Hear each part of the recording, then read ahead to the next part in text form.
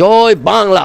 আমি সেই শিশু 69-এর গণ উত্থানের প্রথম মিছিলের, আমি সেই শিশু। আমি আবার সবার আগে মিছিলের ভিতরে আমার গায়ে একটা গেঞ্জি ছিল, গরমে গেঞ্জি খুলে মাজায় বাঁধছি। হয়তো সবাই মনে করছে পিচ্চি মারা গেছে। 69-এর গণ অভ্যুত্থানের কথা সামনে এলেই চোখে ভেসে ওঠে একটি ছবি, যে ছবির সামনে দাঁড়িয়ে একজন প্রতিবাদী শিশুকে আমরা দেখেছি, যিনি মুষ্টিবদ্ধ হাত উঁচিয়ে হুঙ্কার ছাড়ছেন, স্লোগান দিচ্ছেন।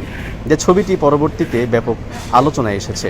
খোঁজা হয়েছে সেই শিশুটিকেও, কিন্তু অনেকে ভেবেছেন তিনি হয়তো আর বেঁচে নেন, বুলেটের আঘাতে নিহত হয়েছেন। তবে এতদিন পরে আমরা সেই শিশুটিকে পেয়েছি। আসলে তিনি আর শিশু নন, বলা যেতে পারে যিনি বৃদ্ধ শিশু আমরা বলতে পারি, এবং তিনি দাবি করছেন সেই শিশুটিই তিনি। তবে অনেকেই সেটি বিশ্বাস করতে পারছেন না। তবে হোসেন আলীর কথায় স্পষ্ট যে তিনি সেই আলোচিত ছবির কেন্দ্রীয় চরিত্র। কিন্তু এতদিন কোথায় ছিলেন তিনি, যার ছবি বাংলাদেশের স্বাধিকার আদায়ের আন্দোলনের ইতিহাসের সাক্ষী হয়ে আছে? তার জীবনই বা চলছে কিভাবে, আর কেনই বা এতদিন সামনে এলেন না তিনি? সেই দিন জগন্নাথ বিশ্ববিদ্যালয় থেকে একটা মিছিল যাইতেছে। আমি তখন গুলিস্তান বঙ্গবন্ধু অ্যাভিনিউ, তখন বঙ্গবন্ধু অ্যাভিনিউ ছিল না, তখন ছিল জিন্না অ্যাভিনিউ। ওইখানে আমি গাড়ি গুড়ি রাখতাম, গাড়ি গুড়ি পুষতাম, পাইলে খেতাম, না পাইলে নাই, বাপ নাই মা নাই। ওই মিছিলের সাথে সাথে মনে করেন আমি পলাশী ব্রেক পর্যন্ত গেছি। ওইখানে গিয়ে দেখি আরও অনেক মিছিল আয়া জ্বর হয়েছে। জ্বর হওয়ার পর ওই মিছিলে আমরা শাহবাগের দিকে রওনা দিছি। শাহবাগের সামনে আর্মিরা বস্তা লাগায়া SLR কামান টমান লয়া মানে রেডি। এখন যে রেডিও অফিস আছে হোটেল ইন্টারকন্টিনেন্টালের সামনে, ওইখানেও আর্মিরা প্রস্তুত লয়ে রাখছে। কিছুদূর যাওয়ার পর এখন যে জাদুঘর হয়েছে, এটা জাদুঘর ছিল না, এখানে একটা পুষ্কুনি ছিল। এই এতটুকু যাওয়ার পরেই ওইখান থেকে মাইক দিয়ে কইতাছে, তুম লোক হাট যাও, তুম লোক হাট যাও। তা আমরা আর এখান থেকে সরতাছি না, সব ছাত্র মিল্লা যেমন ওই একই কথা, জেলের তালা ভাঙবো মজিব ভাই কানবো, জেলের তালা ভাঙবো মজিব ভাই কানবো। আমি আবার সবার আগে মিছিলের ভিতরে আমার গায়ে একটা গেঞ্জি ছিল, গরমে গেঞ্জি খুলে মাজায় বাঁধছি, একটা প্যান্ট পিন্ধনে, আর আমি হইনি। যখন নাকি মনে করেন ফায়ার করলো, তখনই আমি রেসকোর্সের ভিতরে দিয়ে দৌড় শুরু করলাম।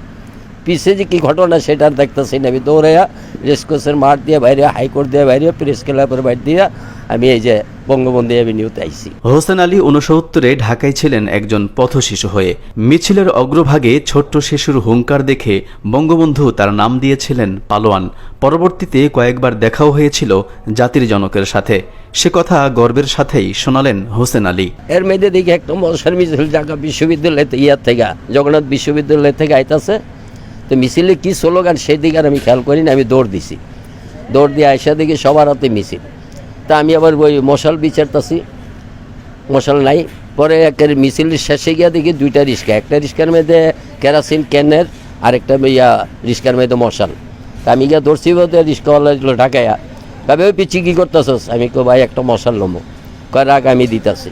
তো এই করছি কি নিয়ে মশালটারে পেঁয়াজ ভিজে বুঝে সাইরা আমার হাতে জ্বালাইয়া দিল, কয় কিনার দেওয়া যা। এখন যে হানিপিয়া আবার ব্রিজ হয়েছে, তো এটা ব্রিজ ছিল না, এটা ছিল রেল লাইন। এ পর্যন্ত যেতে যেতে আমি বঙ্গবন্ধুরে তখন চিনি না। এই প্রথমে আমার জীবনে বঙ্গবন্ধু এবং কি মুজিব ভাই, আমি তখনই এই রেল ক্রসিংয়ে এনে যাওয়ার পরে আমারে বঙ্গবন্ধু কইতেছে, এই পালোয়ান তুই আগে থাক। তখন আমার গায়ে একটা সেন্টু গঞ্জি গায়ে আর একটা প্যান্ট পিন্ধনে। যখন নাকি কইছে পালোয়ান আগে থাক, এই সেদিন থেকে আমার নাম পালোয়ান। এই আমির হোসেন নামও, তোফায়েল আহমেদ, তাজউদ্দিন ভাই, আবিয়া, মুজাফর হোসেন পল্টু ভাই, ডাক্তার কামাল, আব্দুর রাজ্জাক, আব্দুল জলিল, আরও যারা ছিল, এদের নামটা আমার প্রচার হইল কেমনে? অনেক সময় এরা আমার 58 টাকা দিত। হোসেন আলীর গ্রামের বাড়ি নরসিংদী জেলার রায়পুরা উপজেলার চান্দেরকান্দিতে। পথশিশু পরিচয়ে শৈশব কাটে ফুলবাড়িয়া টার্মিনালে। মুক্তিযুদ্ধের সময় থাকতেন আওয়ামী লীগের অফিসের নিচে। ৭৭ সালে বঙ্গবন্ধু এভিনিউতে শুরু করেন টুকানো কাগজের ব্যবসা। ৮৮-এর বন্যায় দোকান তুলে গেলে আবার নিঃস্ব হয়ে পড়েন। অনেকদিন রিক্সা চালিয়েছেন, এখন ৮,০০০ বেতনে নৈশ প্রহরীর চাকরি করে জীবন চালাচ্ছেন। বর্তমানে থাকেন রাজধানীর মুগদা এলাকায় ছোট্ট একটি ঘরে। ৩ মেয়েকে বিয়ে দিয়েছেন, এক ছেলে করেন রঙের কাজ। শেষ বয়সে কারো কাছে কোনো কিছু আর আশাও করেন না হোসেন আলী, চান না কোনো স্বীকৃতি। তবে দেশবাসীর কাছে নিজের পরিচয়টা আজ তুলে ধরতে পেরে আনন্দিত হোসেন আলী। কইবেন যে এতদিন প্রতিবাদ করো নাই কেন? বঙ্গবন্ধু আমার যে আদর করতো, বঙ্গবন্ধু মারা যাওয়ার পর আর আমি এই পথেই যাই নাই কেন? যে আমার ভালোবাসতে, আদর করতে, এত ময়লা গান্দা ছিল শরীরে, তারপরে গেটির মেয়েদের মাথার মেয়েদের হাত দিয়ে কত পালোয়ান একটু সবুর কর, এটা বলার মতো লোক আর নাই। সেই জন্য আর আমি দ্বিতীয়বার কোনো প্রতিবাদ করি নাই যে কী করবো কি না করবো। বলবেন যে এখন মরার সময় হয়ে গেছে। আমি যে বঙ্গবন্ধুর লোকে চলছি, কোন কোন জায়গায় গেছি হয়তো মানুষে জানে না, এটা জানাবার জন্যে এই পদে আবার এসেছি। তখন বলছিলাম জয় বাংলা, এটাই ছিল আমার ওই রেসকোর্সের ময়দানের সাইডে।